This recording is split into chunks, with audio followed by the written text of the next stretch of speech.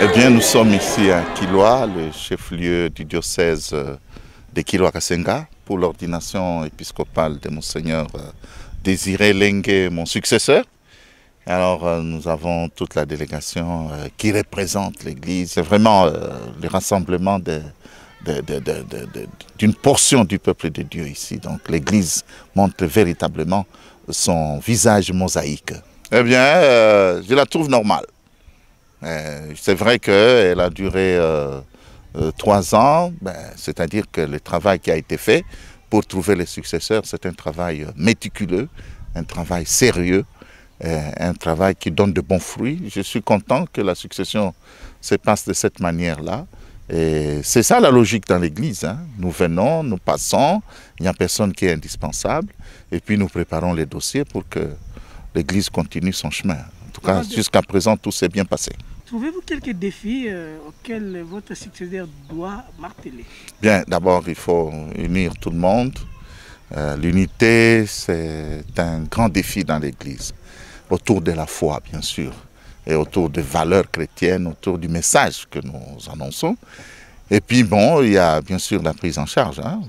Là, il faut qu'on puisse intensifier, mais avec une population pauvre et rurale, ce n'est pas toujours évident, mais les gens doivent se serrer les coudes autour de leur nouvel évêque pour qu'ils puissent prendre en charge l'œuvre de l'évangélisation. Bien, il y a tous les défis de l'inculturation et puis comment vivre la foi chrétienne dans notre culture aujourd'hui, ça c'est des défis permanents.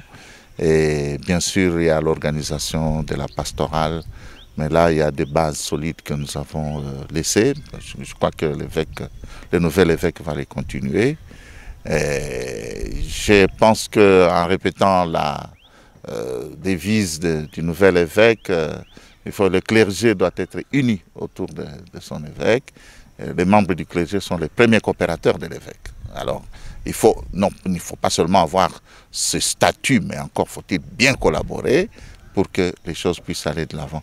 Moi, je pense que c'est un diocèse qui a bien démarré, qui marche bien et qui a tout intérêt à continuer sa marche sans encombre. Le message capital, c'est qu'il faut qu'il puisse accueillir le Christ comme les apôtres l'avaient accueilli et accompagné, comme ils avaient sacrifié pratiquement leur vie pour que, n'est-ce pas, l'évangile soit connu à travers le monde entier. Avoir un nouvel évêque, c'est une chose, mais bien accueillir le message chrétien, c'en est une autre. Ça reste bien sûr un défi pour nous tous, mais il faut vraiment se concentrer sur Jésus-Christ et se laisser transformer par lui, le servir et vivre un témoignage chrétien qui soit convaincant. Parce qu'on ne peut pas être seulement chrétien parce qu'on a reçu des sacrements. Mais qu'est-ce que ces sacrements font dans notre vie? Je pense que ça, c'est le message le plus important. Il faut prendre Jésus-Christ au sérieux et il donne assez de grâce pour que ceux qui le prennent au sérieux puissent voir leur vie transformée et qu'ils aient une autre façon de voir les choses du monde, une autre façon de vivre, vivre dans la fraternité sans frontières, le vivre ensemble, la charité, la production des œuvres de la miséricorde, le souci des pauvres, tout ça, être véritablement des chrétiens, alors des chrétiens authentiques.